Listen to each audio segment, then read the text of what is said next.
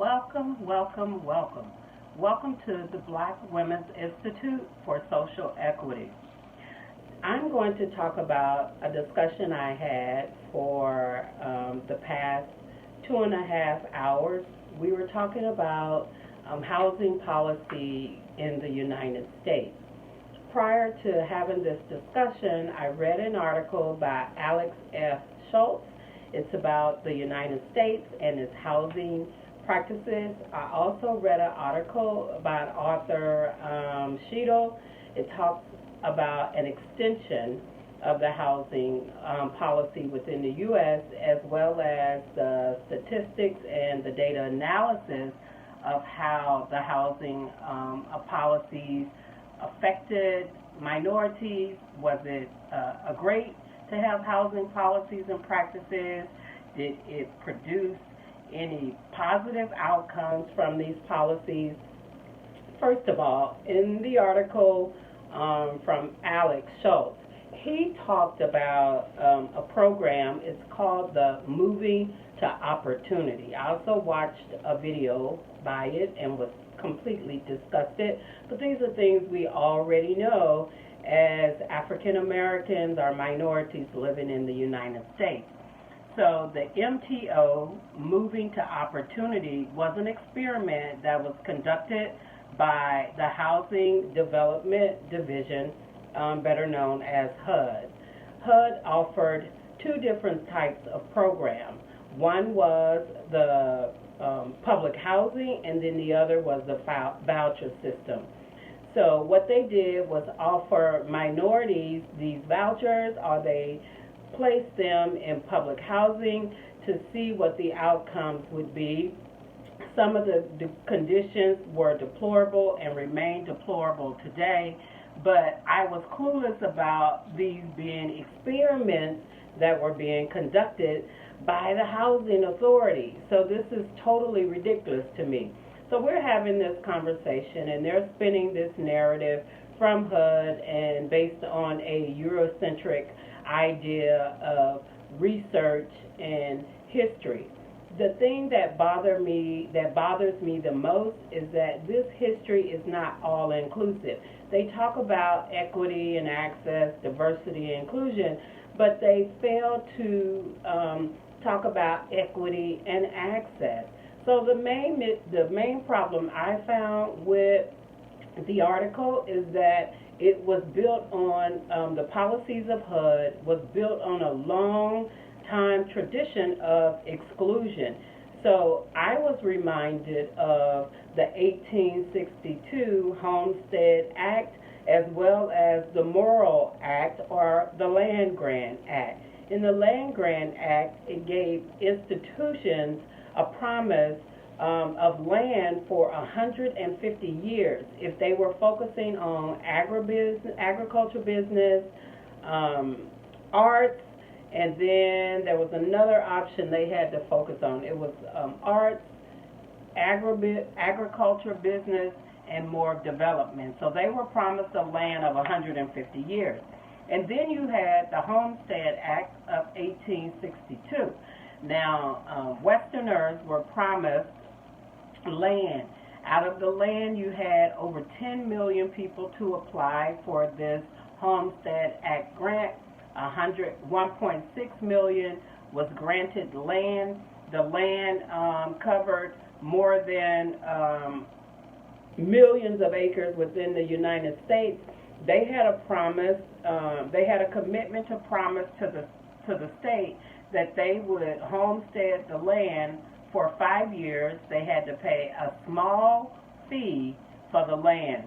But right in collaboration or conjunction with that, we had the 40 acres and a mule.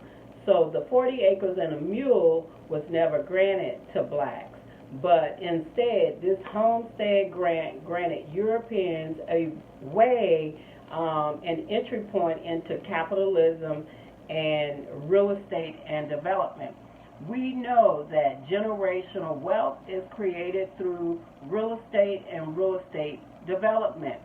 So how can minorities have access to equity and development if they don't have access to real estate. So it's not just the housing policy, it goes far beyond, all the way back when you think about 1862 and the Homestead Act. HUD didn't even come around in its policies into the early or mid 1990s. So I can remember growing up in public housing. I grew up in Tulsa, Oklahoma, in a public division called Apache Manor. It was beautiful. It was a village. We supported one another. On the peripheral, we had housing neighborhood, and then we had the apartment complex. We were fortunate. We had a close connection in our community. It wasn't until drugs and alcohol became a part of the culture. Now, prior to that, that was not our norm, but we were surviving, thriving, and happy in the public housing situation that we was in. Now, reflecting back on the MTO experiment, Move to Opportunity experiment that was being conducted by HUD, we had several instances where crop flying machines or crop dusters would fly over the community, releasing all kind of agents and chemicals in the air. And then we went through this period where PCP was a big issue, and we had a lot of folks in our community that got addicted to PCP, and a lot of people were losing their minds, jumping off of buildings, running down the streets butt naked. And then once we got over the PCP epidemic, there was another one. Crack cocaine came and hit our community. Now, as people of color, we don't have access or the capital to mass amounts of drugs, nor do we have access to the weapons. So how was the drugs getting into these communities?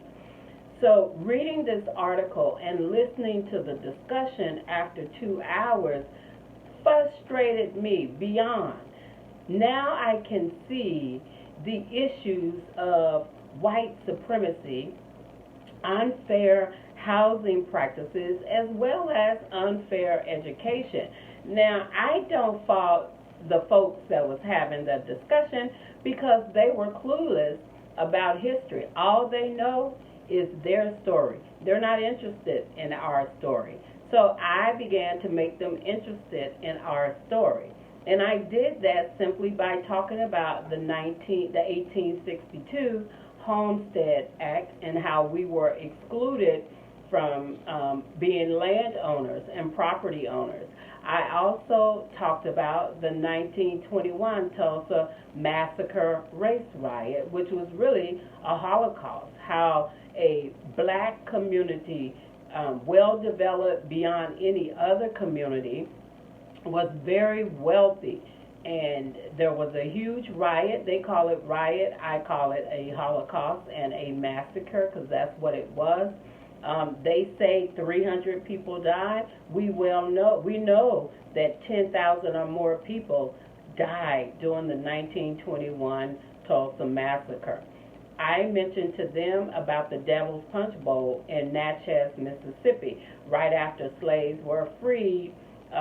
Civil War fighters and soldiers threw African Americans off a cliff or over a ravine in Mississippi.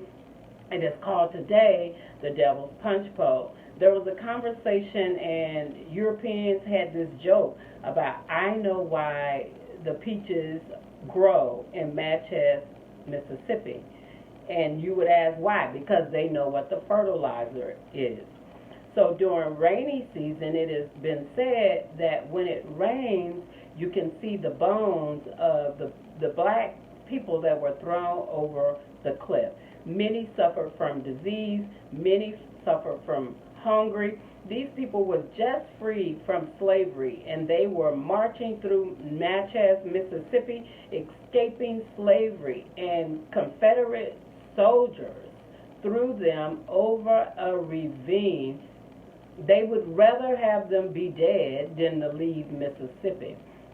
And so the soldiers said, wherever they die, bury them where they lay.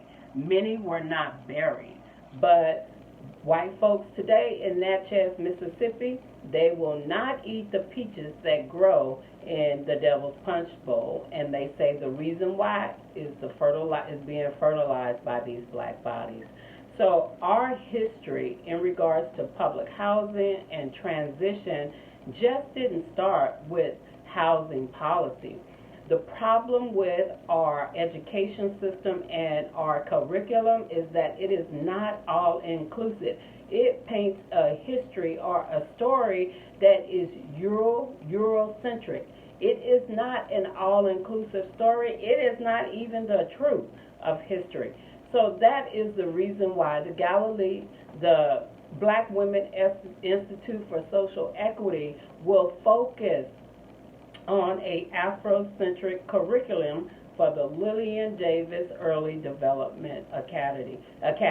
It is imperative that we teach our children our history and the truth. That is the only way that they are going to survive the 21st century. I say Africa for Africans, like Europe is for Europeans. We need to teach one another and educate one another our history so that we will not repeat it moving forward. Thank you. We appreciate you for checking in and chiming in. I am Loretta Simpson, your host.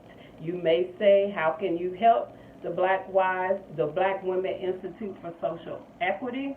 You can subscribe, like, and share our channel. Thank you.